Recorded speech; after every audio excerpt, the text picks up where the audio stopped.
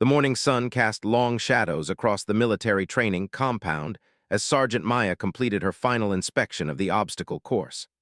At 28, she had already served 3 tours overseas and earned a reputation as one of the most skilled operators in her Special Forces unit.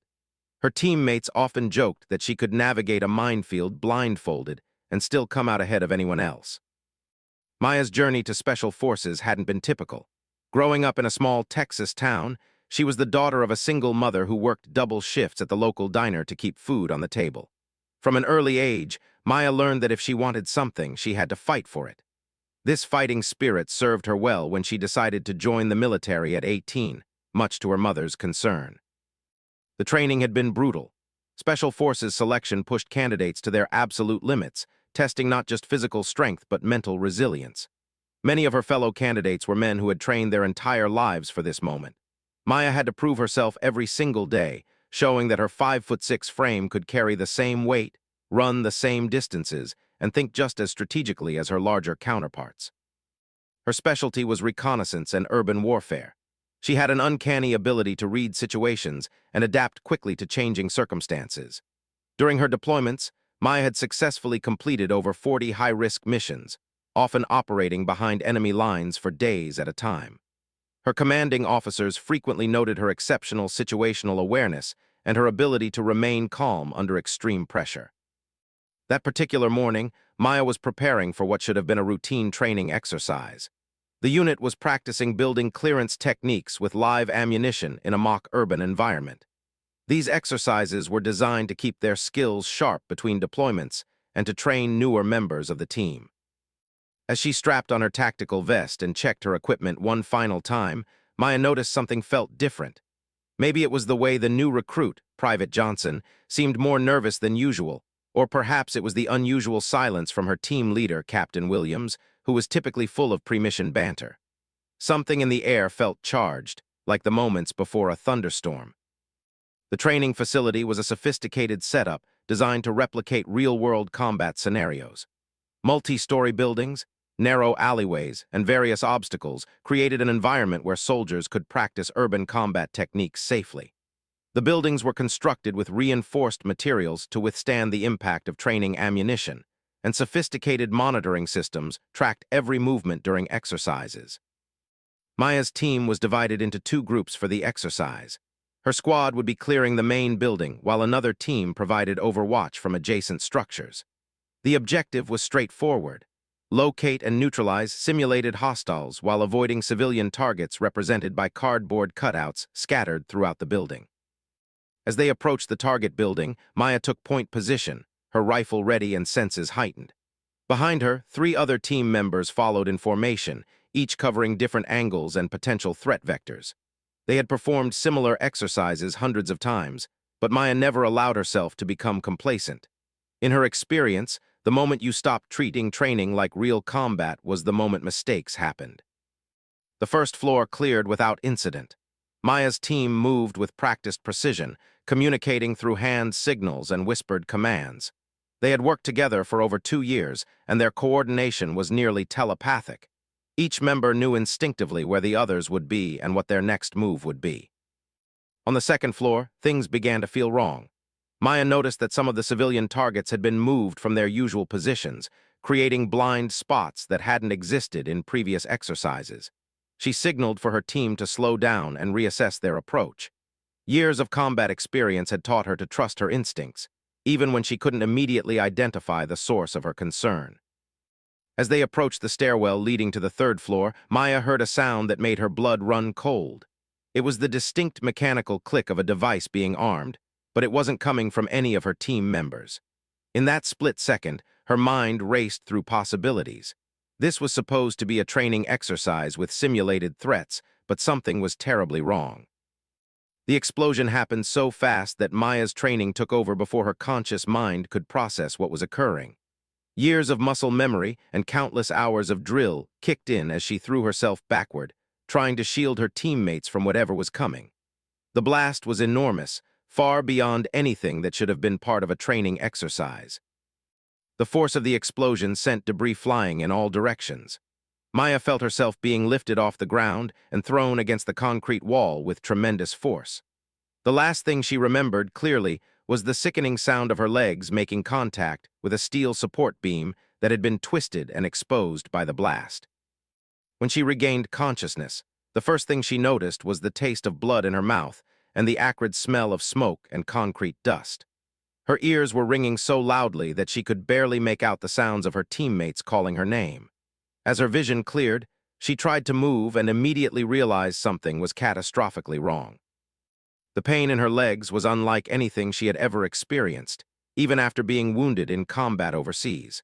When she looked down, she could see that both of her legs were bent at unnatural angles, and there was blood spreading across the floor beneath her.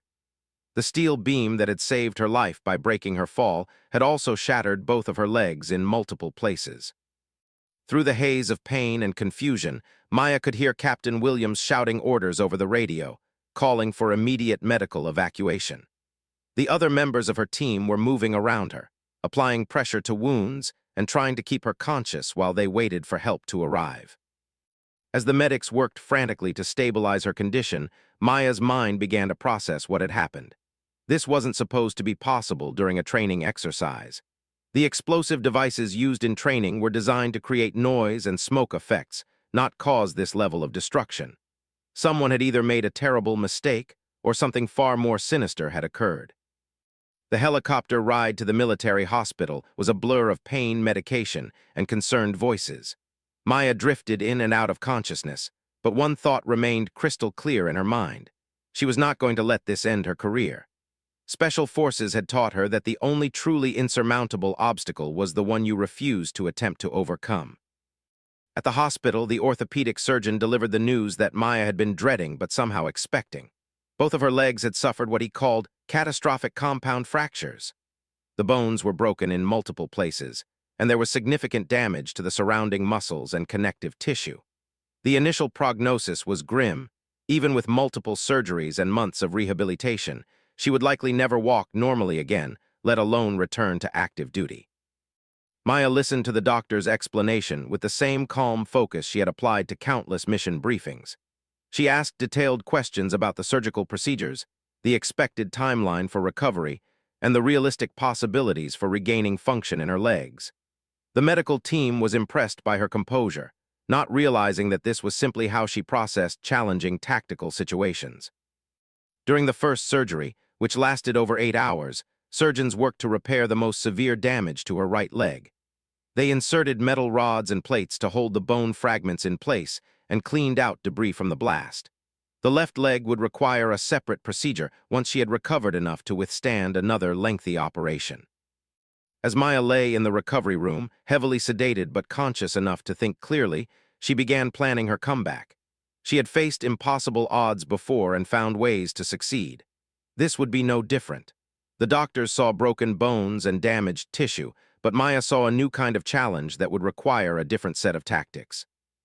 The investigation into the training accident revealed that someone had replaced the standard training charges with actual military-grade explosives. Whether this was sabotage, negligence, or something else entirely was still being determined, but Maya wasn't interested in waiting for answers. Her focus was entirely on recovery and return to duty. Over the following days, as the pain medication began to wear off and she could think more clearly, Maya started researching everything she could find about recovering from severe orthopedic injuries. She read medical journals, studied case studies of other soldiers who had faced similar challenges, and began developing what she privately called her return to combat protocol.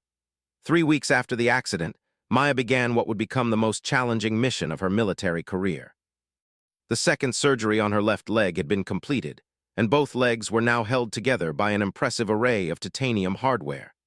The orthopedic surgeon, Dr. Sarah Mitchell, had warned Maya that the road ahead would test her in ways that combat never had. The physical therapy department at the Military Medical Center was unlike anything Maya had expected. Instead of the sterile, clinical environment she had imagined, it was a dynamic space filled with adaptive equipment and other service members working to overcome their own challenges. Some were recovering from traumatic brain injuries, others from amputations, and still others from spinal cord damage. Maya's first physical therapist was a former Army Ranger named, who had lost his right arm in an IED explosion 5 years earlier. understood the unique mindset of special forces operators, and knew that conventional rehabilitation approaches wouldn't work for someone like Maya. From their first meeting, he made it clear that her recovery would be measured not by standard medical benchmarks, but by her ability to return to the level of performance her unit demanded. The initial weeks were humbling in ways that Maya hadn't anticipated. Simple tasks that she had once performed without thinking, transferring from her bed to a wheelchair, maintaining her balance while sitting upright, even basic movements with her legs, required tremendous effort and often ended in frustration. Her legs felt foreign to her, as if they belonged to someone else entirely. But Maya approached rehabilitation with the same systematic methodology she had used to master complex military skills. She broke down every movement into its component parts, analyzed what was working and what wasn't, and developed strategies to overcome each specific challenge. Where other patients might see setbacks, Maya saw intelligence gathering opportunities. Introduced her to adaptive equipment that most people never knew existed. There were specialized crutches designed for tactical environments, modified vehicles that could be operated entirely with hand controls, and even experimental exoskeletons being tested by the military for soldiers with mobility challenges. Maya studied each piece of equipment like she was learning to operate a new weapons system. During her 4th week of physical therapy, Maya met Captain James, a Marine Force reconnaissance operator who had returned to active duty after losing both legs below the knee to a roadside bomb. James became both an inspiration and a valuable source of practical information about navigating military bureaucracy with a disability. James explained how he had convinced his commanding officers to allow him to return to limited duty by demonstrating that he could still perform essential job functions. He had developed modified techniques for rappelling, climbing, and even parachuting that accommodated his prosthetic legs. More importantly, he had learned how to communicate his capabilities in ways that focused on mission effectiveness rather than medical limitations. Maya began applying these insights to her own situation. Instead of asking when she would be able to walk normally again, she started asking more specific questions. Could she accurately engage targets from a prone position? Could she navigate uneven terrain with adaptive equipment? Could she maintain situational awareness while using mobility aids? The investigation into her training accident had concluded that the explosive devices had been switched by someone with inside knowledge of the facility's security protocols. 3 individuals were under investigation, including a contractor who had been terminated for previous security violations. However, Maya was frustrated by how slowly the investigation was proceeding and began conducting her own informal inquiry. Using contacts throughout the military intelligence community, Maya started gathering information about the personnel who had access to the training facility on the day of her accident. What she discovered was disturbing. There appeared to be connections between some of the individuals under investigation and a private military contracting firm that had been competing for the same training contracts her unit used. Maya shared her findings with the investigating officers, but they seemed more focused on avoiding liability than pursuing what she believed was clear evidence of sabotage. This motivated her even more to recover quickly so she could take a more active role in finding the truth about what had happened to her. By her 8th week of rehabilitation, Maya had progressed to the point where she could walk short distances using specialized braces and crutches. Her legs were still weak and painful, but the bone fusion was proceeding better than the doctors had expected. More importantly, she was beginning to develop new movement patterns that worked around her limitations. Introduced her to a program called Tactical Rehabilitation that had been developed specifically for special forces operators recovering from severe injuries. The program emphasized functional movements that would be required in combat situations, rather than the general mobility goals of standard physical therapy. Maya threw herself into tactical rehabilitation with the intensity she had once reserved for combat training. She practiced low crawls across rough terrain while dragging simulated wounded personnel. She learned to navigate obstacles using only her upper body strength when her legs couldn't support her weight.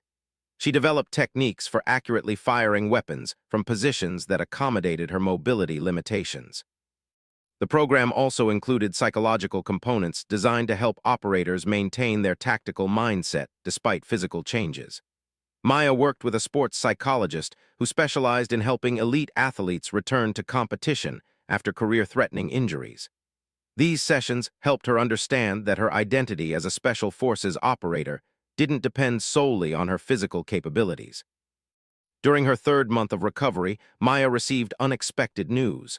The contractor suspected of sabotaging her training exercise had been found dead in his apartment, apparently from a drug overdose. The investigating officers treated his death as unrelated to the training accident, but Maya knew better. Someone was eliminating evidence and witnesses. This development added urgency to Maya's rehabilitation efforts. She suspected that whoever had targeted her initially might try again if they learned she was recovering more successfully than expected. She began varying her daily routines and paying careful attention to anyone who seemed to be taking unusual interest in her progress. Maya also started reaching out to her former teammates, many of whom were still on active deployment. Through secure communication channels, she learned that her unit had been reassigned to a different training facility and that several new security protocols had been implemented. However, none of her contacts had been told the specific details of what had happened during her accident. As her physical capabilities improved, Maya began developing what she privately called her new operational profile. She identified the specific skills and capabilities that she could perform at or above her previous level, as well as those that would require adaptive techniques or equipment.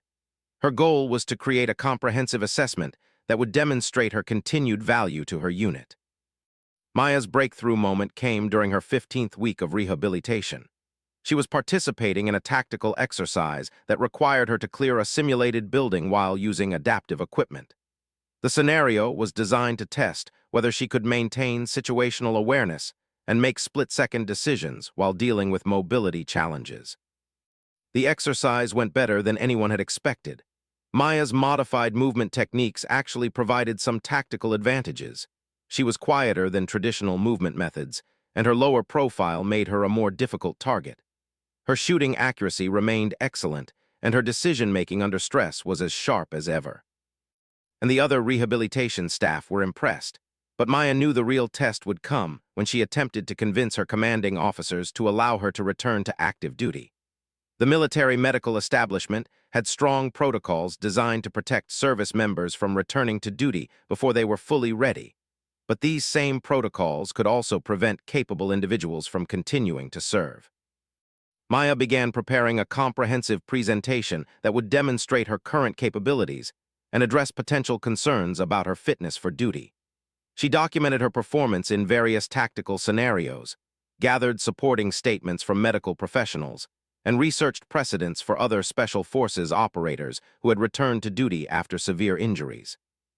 The most challenging aspect of her preparation was addressing the psychological evaluation that would be required before any return to active duty could be approved. Maya knew that military psychologists would be looking for signs of post-traumatic stress or other mental health issues that could compromise her effectiveness or put her teammates at risk. Maya was confident that she had processed the trauma of her accident in a healthy way, but she also understood that her determination to find the truth about what had happened might be interpreted as an unhealthy obsession. She would need to demonstrate that her desire to return to duty was based on genuine capability rather than a need to prove herself or seek revenge. As she approached her 4th month of rehabilitation, Maya felt ready to begin the formal process of requesting return to limited duty. She had exceeded every benchmark that had been set for her recovery, and she had developed adaptive techniques that actually enhanced some of her operational capabilities. However, Maya also knew that her real challenge was just beginning. Convincing the medical establishment that she was ready to return to duty would require a different set of skills than those she had used in her physical recovery. She would need to navigate military bureaucracy, address legitimate safety concerns, and prove that her modifications to standard procedures wouldn't compromise mission effectiveness. The conference room at Fort felt different from any briefing room Maya had ever entered. Seated around the polished table were her commanding officer, Colonel Hayes, the base medical officer, a representative from Military Personnel Command, and Dr. Mitchell, her orthopedic surgeon. This was the moment Maya had been preparing for since the day of her accident, the formal review of her request to return to active duty. Maya had spent weeks preparing for this meeting.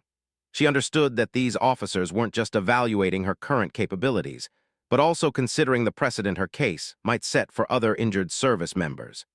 Their decision would need to balance her individual situation with broader military personnel policies and safety protocols. Colonel Hayes opened the meeting by reviewing Maya's service record and the circumstances of her injury.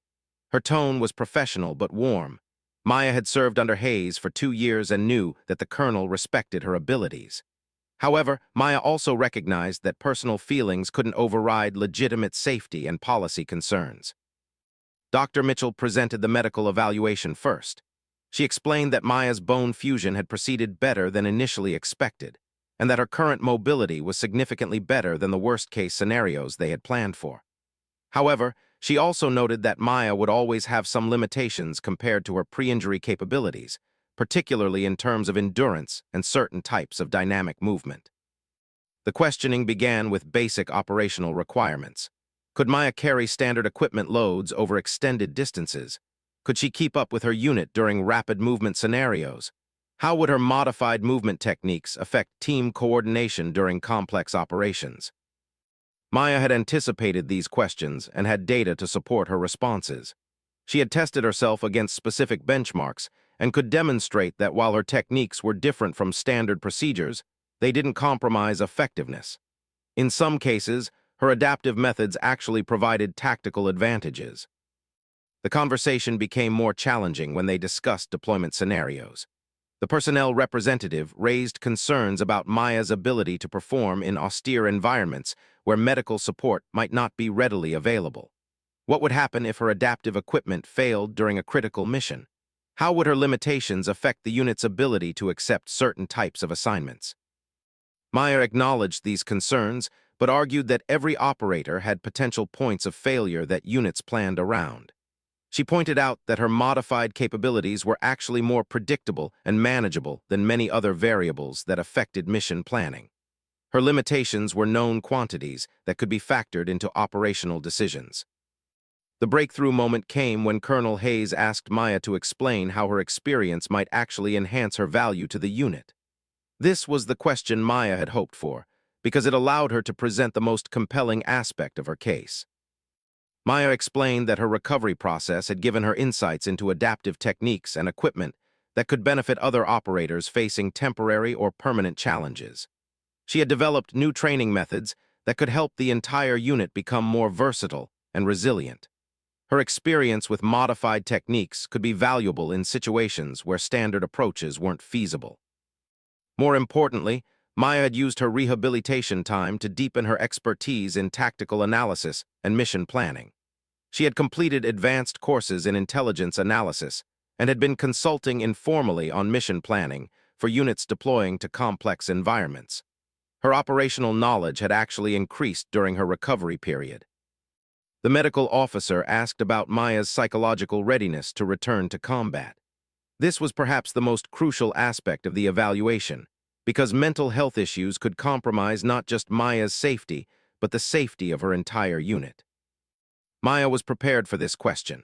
She had extensive psychological evaluation and had worked with military mental health professionals throughout her recovery. She could demonstrate that she had processed the trauma of her injury in a healthy way and that her motivation to return to duty was based on capability rather than psychological need. She also addressed the ongoing investigation into her accident. Maya acknowledged that she remained interested in seeing the case resolved, but she explained that she had accepted that the investigation might never reach a definitive conclusion. Her focus was on moving forward with her career rather than dwelling on past events. The committee asked Maya to wait outside while they deliberated. This was the most difficult part of the entire process, sitting in the hallway knowing that her future was being decided by people who understood her capabilities, but also had to consider factors beyond her individual case. When they called her back into the room, Colonel Hayes's expression was unreadable. Maya had learned not to try to guess outcomes based on facial expressions, but the silence in the room felt heavy with significance. Colonel Hayes announced that the committee had decided to approve Maya's return to limited duty on a trial basis. She would be assigned to the unit's training and development section, where she could contribute her expertise while demonstrating her capabilities in a controlled environment. After 6 months, her performance would be reviewed for possible return to full operational status. Maya felt a surge of relief and gratitude, but she kept her expression composed. This wasn't the complete victory she had hoped for, but it was an opportunity to prove herself and work toward her ultimate goal of returning to full operational duty. The conditions of her limited duty assignment were reasonable. She would work with new recruits going through Special Forces training, helping develop and implement new adaptive techniques. She would also contribute to mission planning and intelligence analysis for operational units. Most importantly, she would have the opportunity to continue her own training and development. Maya's first day back on active duty felt surreal. Walking through the same facilities where she had trained years earlier, but now using modified equipment and techniques, reinforced how much her life had changed. However, it also demonstrated how much she had grown and adapted. Her new role allowed her to make immediate contributions. Maya's insights into adaptive techniques helped the training staff develop new scenarios that better prepared all operators for situations where standard procedures might not be feasible. Her experience with modified equipment led to improvements in the gear available to operators facing temporary or permanent limitations. Working with new recruits was particularly rewarding. Maya found that her experience overcoming seemingly impossible challenges gave her unique credibility when teaching about resilience and adaptability. She could speak from personal experience about pushing through mental and physical barriers. 3 months into her limited duty assignment, Maya received news that validated her suspicions about her original accident. Federal investigators had uncovered evidence linking the contractor's death to the same private military firm that had been competing for training contracts. The case was being turned over to federal prosecutors, and Maya would be called as a witness. This development was personally satisfying, but Maya didn't allow it to distract from her primary focus. She was building a record of performance that would support her case for return to full operational duty, and every day brought new opportunities to demonstrate her capabilities. Maya's breakthrough came during an unexpected crisis. A training exercise went wrong when a recruit suffered a serious injury in a remote area of the training grounds. Maya was the senior person immediately available, and she found herself leading the rescue and medical evacuation effort. The situation required exactly the kind of complex decision-making and leadership under pressure that defined Special Forces operations. Maya coordinated with medical personnel, managed the evacuation, and ensured that the training exercise was safely terminated. Her performance during this crisis demonstrated that her leadership capabilities were undiminished. Colonel Hayes was impressed by Maya's handling of the emergency, but what convinced her to recommend Maya for return to full duty was something more subtle. Over the months of limited duty, Maya had demonstrated that her modified capabilities didn't just compensate for her limitations. They actually enhanced the unit's overall effectiveness. Maya's adaptive techniques had been incorporated into standard training for all operators. Her insights into modified equipment had led to improvements that benefited everyone. Most importantly, her approach to problem-solving and overcoming challenges had raised the performance standards for the entire unit. 6 months after returning to limited duty, Maya stood before another review committee. This time, the mood was different. Instead of skepticism and caution, there was genuine curiosity about how Maya's unique experiences could contribute to Special Forces operations. The committee's decision was unanimous. Maya would be returned to full operational duty with her original unit. However, she would also maintain a collateral assignment developing adaptive techniques and training methods for other operators facing similar challenges. Maya's first operational assignment after returning to full duty was a deployment to Eastern Europe, where her unit would be training Allied special forces in urban warfare techniques. The mission was perfect for her. It allowed her to apply her operational skills while sharing the adaptive techniques she had developed. As Maya boarded the transport aircraft for deployment, she reflected on the journey that had brought her to this moment. The explosion that had shattered her legs had also shattered her assumptions about what was possible. But instead of ending her military career, it had transformed her into a more capable and versatile operator. The young soldiers she now led looked to her not just as a skilled Special Forces operator, but as someone who had faced impossible odds and found ways to overcome them. Her broken legs had healed stronger than before, but more importantly, her approach to challenges had evolved in ways that made her more effective than she had ever been. Maya understood that her story was far from over. Each new mission would bring new challenges that would test her adaptive capabilities. But she also knew that she was better prepared for those challenges than she had ever been before.